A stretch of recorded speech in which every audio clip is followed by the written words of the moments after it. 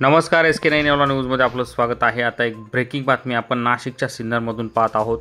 नाशिकच्या सिन्नर तालुक्यात नरभक्षक बिबट्याचा धुमाकूळ पाहायला मिळत असून एकाच आठवड्यात 2 लहान बालकांना बिबट्यानं ठार करून आपलं लक्ष केलं आहे।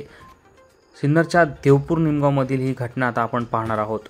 सिन्नर तालुक्यात नरभक्षक बिबट्याचा धुमाकूळ सुरूच असून नागरिकांमध्ये प्रचंड भीतीचं वातावरण आहे।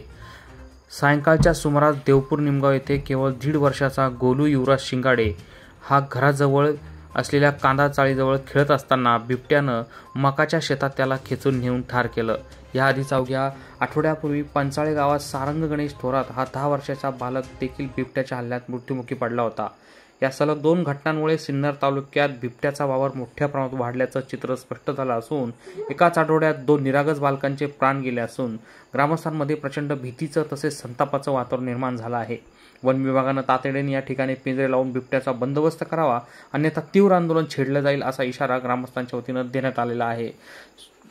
SK9 येवला न्यूजसाठी सिन्नर प्रतिनिधी सिन्नर।